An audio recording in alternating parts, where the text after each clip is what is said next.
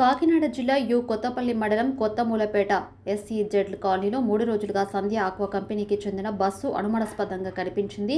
స్థానికులు ఇచ్చిన సమాచారంతో పోలీసులు తనిఖీలు నిర్వహించారు. పోలీసులు సంధ్య ఆక్వా కంపెనీ ప్రతినిధులను ప్రశ్నించగా బస్సు బ్రేక్ డౌన్ కావడంతో అక్కడ నిలిపి ఉంచినట్లు చెప్పారు. బస్సులోని అట్టపెట్టెల్లో పలు ఫైళ్ల కట్టలు ఉన్నట్లు పోలీసులు గుర్తించారు. అనుమానాస్పద వస్తువులేవీ కనిపించలేదని, ఈ అంశాన్ని దర్యాప్తు చేస్తున్న సీబీఐకి తెలియజేస్తామని ఎస్ఐ చెప్పారు. తనిఖీల అనంతరం బస్సును ఆక్వా కంపెనీలోకి తరలించారు. సంధ్య ఆక్వా బస్సు అనుమానాస్పదంగా కనిపించింది. కాకినాడ జిల్లా కొత్తపల్లి మండలం కొత్తమూలపేట సెజ్ కాలనీలో గత 3 రోజులుగా సంధ్య ఆక్వా ఎక్స్పోర్ట్స్ పరిశ్రమకు చెందిన బస్సు ఉండటం కలకలం రేపింది. బస్సులో అట్టపెట్టెలు ఉండటాన్ని స్థానికులు గుర్తించారు.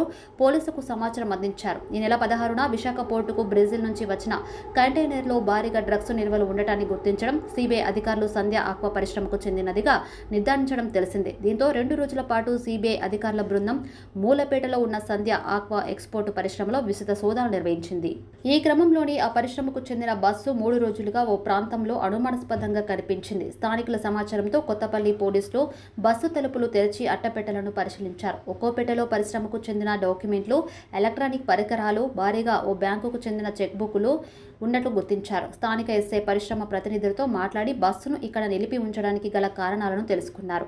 మరమ్మతులకు గురవడంతో 3 రోజులుగా అక్కడే పార్కింగ్ చేయాల్సి వచ్చిందని ప్రతినిధులు తెలిపినట్లు ఎస్ఐ చెప్పారు. తనిఖీల అనంతరం పరిశ్రమ ప్రతినిధులకు బస్సు రికార్డులను అప్పగించినట్లు వివరించారు. ప్రధానంగా సంధ్య ఆక్వా ఎక్స్పోర్ట్స్ పరిశ్రమకు చెందిన రికార్డులు, చెక్ బుక్లు బస్సులో ఉండటంపై అనుమానాలు వ్యక్తమవుతున్నాయి. సీబీఐ సోదాలు జరుగుతున్న సమయంలోనే ఈ రికార్డులు పరిశ్రమ నుంచి బయటకు వచ్చినట్లు సమాచారం. మరోవైపు సోదాలు జరిగితే రికార్డులు బయటకు పంపించాల్సిన అవసరం ఏముందనే ప్రశ్నలు తలెత్తుతున్నాయి. వీటిలో డ్రగ్స్కు సంబంధించి ఏమైనా ఆధారాలు ఉన్నాయనే కోణంలో కూడా పరిశీలిస్తున్నారు. విశాఖలో డ్రగ్స్ కంటైనర్ను సీబీఐ అధికారులు ఆధీనంలోకి తీసుకున్న తర్వాత మూలపేటలో ఉన్న పరిశ్రమలో తనిఖీలకు 2 రోజుల తనిఖీలు జరిగాయి. సంధ్య ఆక్వా పరిశ్రమకు చెందిన బస్సు ఇలా అనుమానాస్పదంగా కనిపించడంపై అనుమానాలు వ్యక్తమవుతున్నాయి.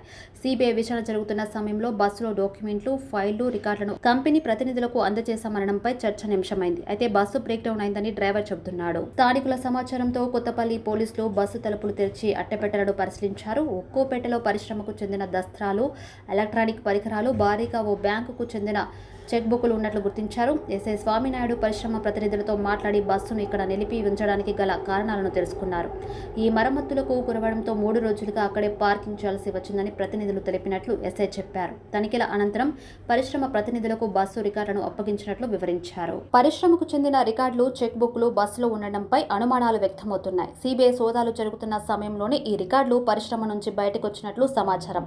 మరోవైపు సోదాలు జరిగితే రికార్డులు బయటకు పంపించాల్సిన అవసరం ఏముందనే ప్రశ్నలు తలెత్తుతున్నాయి.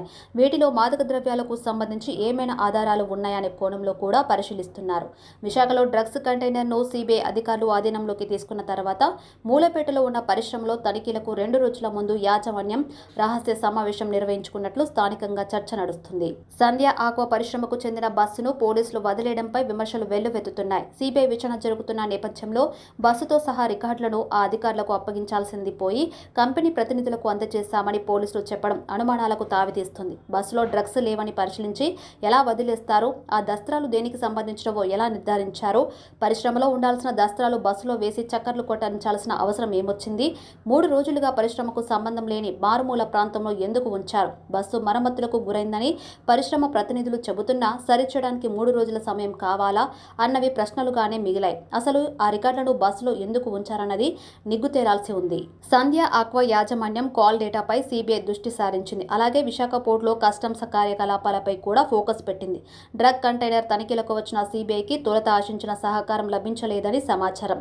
పోర్టు నుంచి సీఎఫ్ఎస్కు వెళ్లే కంటైనర్ల తనిఖీలకు అనుసరించే విధానంపై సీబీఐ ఆరా తీస్తుంది. కస్టమ్స్ పనితీరులో లోపాలు నిర్ధారణ జరిగితే ప్రత్యేకంగా ప్రస్తావించే అవకాశం ఉంది.